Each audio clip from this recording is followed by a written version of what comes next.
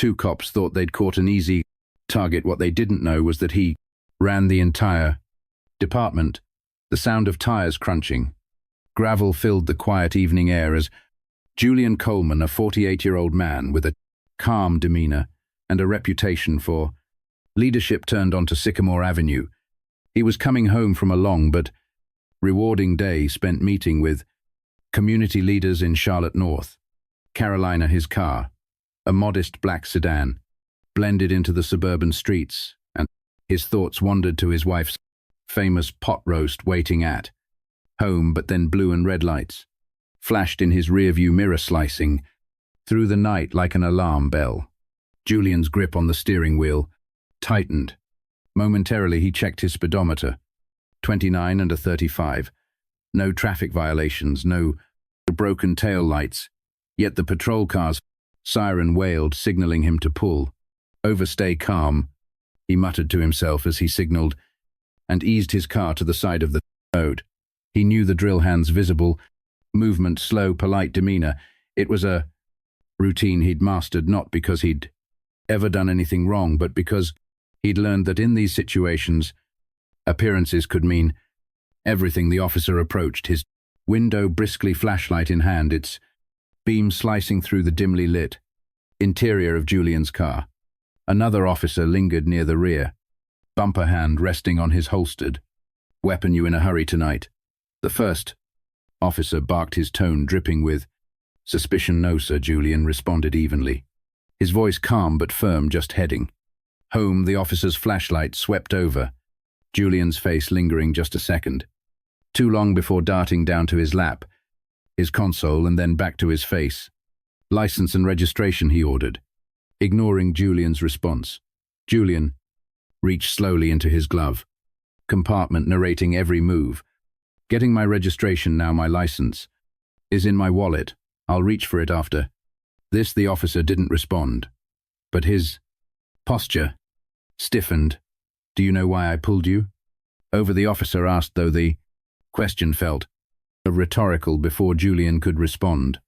The officer continued, you were driving erratically back there, swerving into the other lane. Julian frowned. With respect, sir, I wasn't swerving. My dash cam can verify that. The officer cut him off sharply. Dash cam, huh?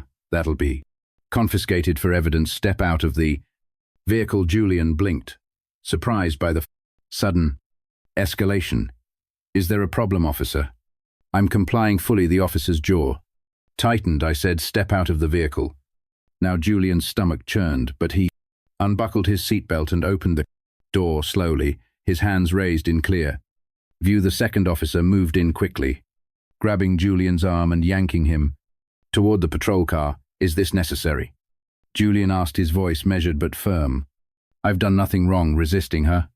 The first officer sneered. You want to play that game? Fine.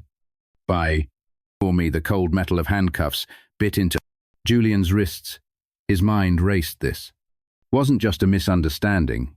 It was profiling, plain and simple. As the officers shoved him into the back of the squad car, Julian glanced down the street. A few neighbors peeked through their blinds, their silhouettes illuminated by the glow of their porch lights. No one stepped outside, but this was far from over.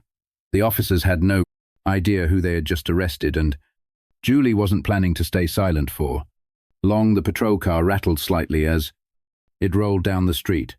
Julian sitting stiffly in the back seat, he glanced out the window, watching familiar landmarks blur past. But his mind wasn't on the scenery. Instead, he was trying to process the absurdity of what just happened. The two officers sat up front, exchanging casual banter as though they hadn't just handcuffed and detained a man without cause. The younger one, Officer Daniels, glanced back at Julian through the rearview mirror. So what's your story? Late night drug run, or you just like giving us a hard time? Julian met Daniel's gaze, unflinching. I'm just a man trying to get home. Yeah, sure. The other officer, a stocky man named Officer Reed, snorted. We hear that all the time. Reckless drivers always have an excuse. Julian bit his tongue, arguing now wouldn't help. He took a deep breath, mentally running through his options. He knew his rights. He also knew the system, and the odds that it would favor him in this moment were slim when they arrived at the precinct. The fluorescent lights cast a harsh glare over the holding area. Daniels removed Julian's cuffs with an almost mocking flourish. "Welcome to our humble abode. You're going to be here for a while. Am I being charged?" Jul asked. Calmly rubbing his wrists, Reed smirked. "We'll let you know once we figure that out. Sit tight." Julian was led into a small, cold holding cell. The door clanged shut. Behind him, the echo lingering in the air. He sat on the bench, his mind a whirlwind of thoughts. He'd spent years building a career rooted in justice and fairness, and now he was being subjected to the very abuse of power he'd worked to eradicate. Outside the cell, the two officers leaned against a desk, laughing quietly as they reviewed Julian's license and car. "Registration, nothing out of the ordinary," Daniel said, sounding almost disappointed. "Doesn't matter," Reed replied, with a smirk. "We'll find something, guys." Like him always have skeletons in the closet. Julian overheard their exchange. His expression unreadable. He remained seated, hands clasped, posture steady. He wasn't angry. He was calculating. He knew his patience would pay off soon. Enough hours dragged by other officers came and went, casting curious glances at the man in the cell. None of them seemed to recognize him, but Julian didn't expect them to. He was new to the area, having taken the position only 3 weeks prior. Finally, just as dawn began to streak the sky with faint orange hues, Julian heard footsteps approaching as stern-looking officer, clearly higher ranking, appeared in front of the cell. Her badge read Lieutenant Morgan. She carried an air of authority, professionalism that immediately contrasted with the other two officers. She frowned as she glanced at Julian, then back at the paperwork in her hand. "What's going on here?" Daniel stepped forward. "Picked him up last night for reckless driving and resisting arrest." Morgan arched an eyebrow. "Reckless driving? Where's the evidence?" "We haven't processed it yet," Reed said casually, leaning against the desk. Morgan turned her attention back to Julian. "Sir, do you have any idea why you were stopped?" Julian stood, meeting her gaze calmly. "I was told it was for reckless driving, which I categorically deny. Also have a dash cam that can verify my version of events." Morgan's expression hardened as she glanced at the two officers. "You didn't review his dash cam?" Reed shrugged. "We didn't get to it yet." Morgan exhaled sharply, clearly displeased. "Get it now." And Daniels read, "My office." Now, as the two officers slunk away, Julian knew the tide was beginning to turn, but this was just the beginning of their reckoning. The cold metal bench pressed against Julian's back as he sat in the in cell, watching the precinct buzz with an activity.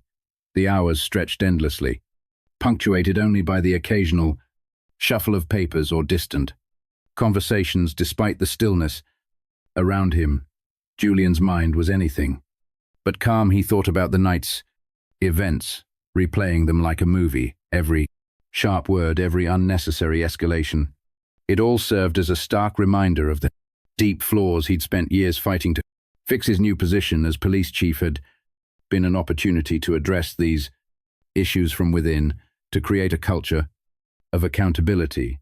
And now here he was, experiencing the very injustice he had vowed to dismantle. The sound of footsteps brought on him out of his thoughts. Lieutenant Morgan returned. Holding a tablet, she gestured for him to step closer to the bars. "We reviewed your dashcam footage," she said, her tone clipped but professional. "I've also spoken with the arresting officers. Let me be clear, this should never have happened. The footage contradicts their report entirely." Julian raised an eyebrow, not surprised, but still waiting for her to continue. "I'll be releasing you immediately," she added, "but I'd like to discuss next steps privately." Moments later, Julian was out of the cell and seated across from Morgan in her office. The room was stark, with a dead desk, a couple of chairs, and a small file cabinet. No frills, no distractions, just in business. "I'll be filing a report against Daniels and Reed." Morgan began folding her hands on the desk. "But there's something I need to ask." She hesitated, clearly weighing her words. Who are you really? You're far too composed for someone who just spent the night in a holding cell over. Nothing. Julian leaned back slightly, giving her a small, measured smile. I appreciate your diligence, Lieutenant. But let's just say, I've been in situations like this before. I've learned to stay calm.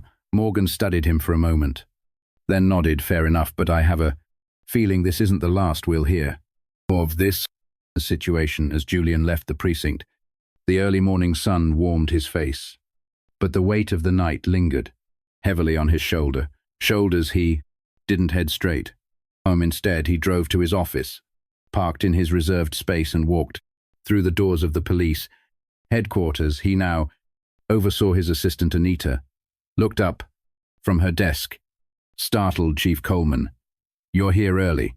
Julian gave her a nod, his expression neutral. It's been a long night, Anita. Could you prepare a briefing room for me? I need to address the department this afternoon. Anita nodded quickly, sensing the gravity in his tone as Julian stepped into his office and closed the door behind him. He exhaled deeply. He knew what was coming. This wasn't just about him. It was about what his experience represented. The public trusted him to lead, to protect, and to hold others accountable. That responsibility weighed heavily, but Julian welcomed it. But before he could act, there was one more storm to weather: the courtroom, where everything would come to light. The courtroom was packed. Word had spread quickly about the case, and local media outlets were eager to cover it.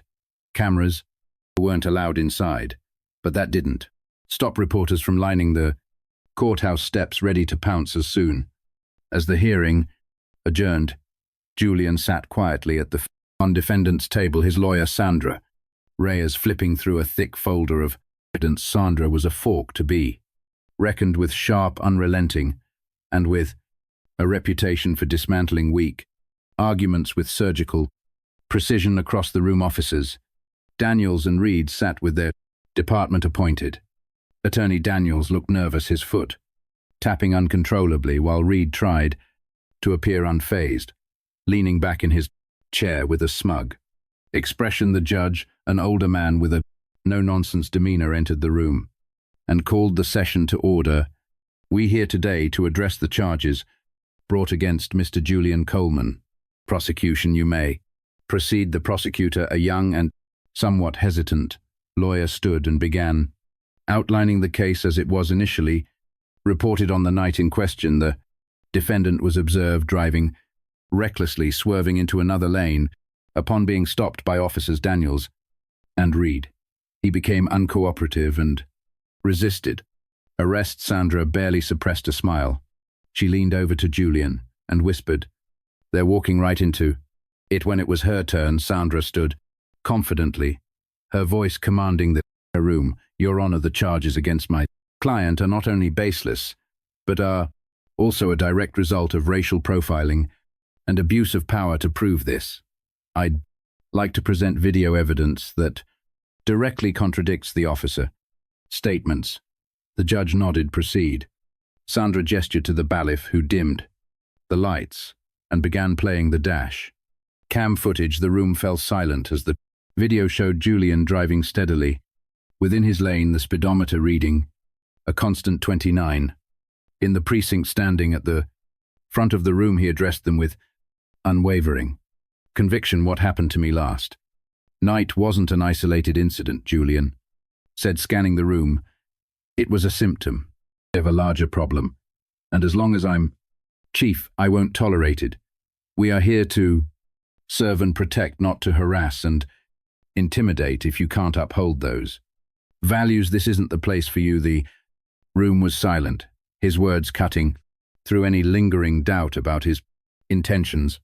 Over the following weeks, Julian implemented sweeping changes: mandatory bias training, stricter oversight, and an anonymous reporting system for officer misconduct were just the beginning. The community began to see a shift, though trust wouldn't be rebuilt overnight. Months later, Julian sat on a panel at a town hall meeting, listening as a young man stood up to "Speak, Chief Coleman," he said, his voice cracking slightly. "What you went through.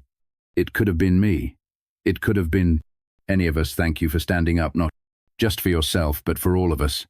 Julian nodded, his heart heavy but full of resolve. "Change doesn't happen overnight," he replied, "but together we can build a system that truly serves everyone." As the town hall ended, Julian lingered for a moment, watching people file out with renewed hope.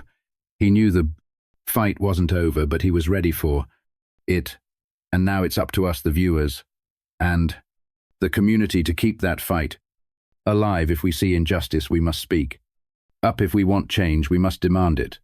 Together we have the power to create a world where accountability isn't just a promise, it's a reality. MPH, the officer's patrol car visible in the rearview mirror, turned on its lights.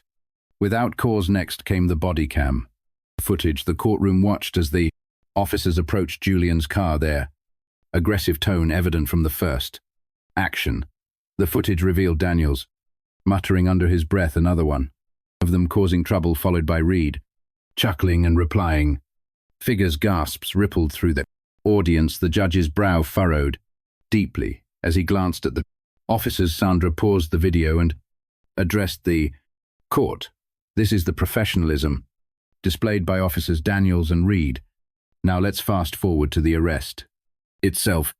The footage continued, showing Julian complying calmly, narrating his movements as he retrieved his registration and license. The contrast between his composed demeanor and the officer's hostility was stark. By the time the video finished, the courtroom was tense. Sandra turned to the jury and said, "This is not just an abuse of power.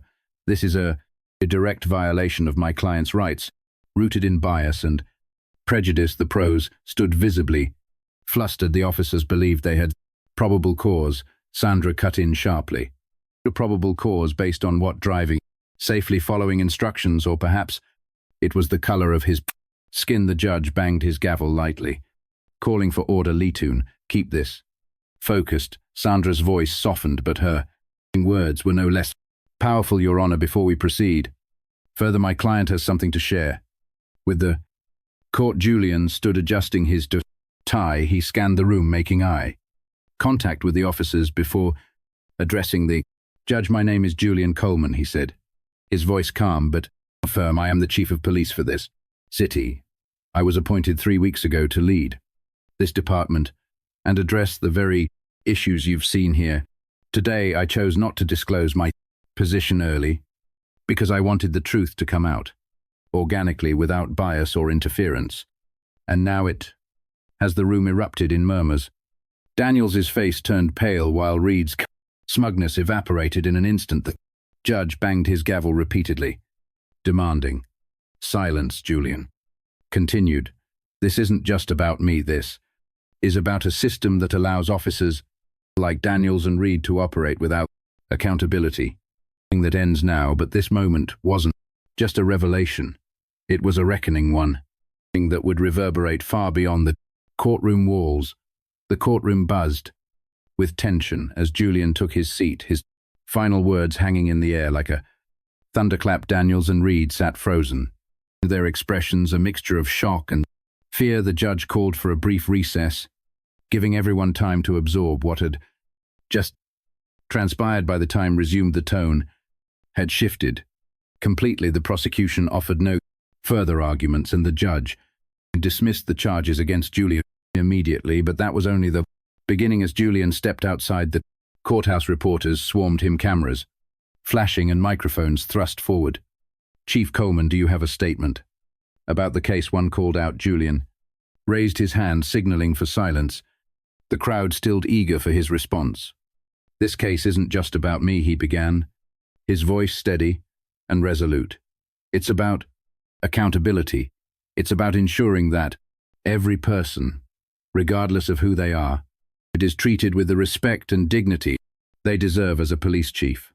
I'm committed to creating a department that values integrity and fairness, and as a citizen, I'll continue to fight for justice." The media frenzy continued, but Julian didn't linger. He had more important matter to address: the fallout from the case was Swift, Daniels and Reed, were immediately suspended pending an internal investigation. Public outrage grew as the footage was released to the press, sparking protests and calls for reform.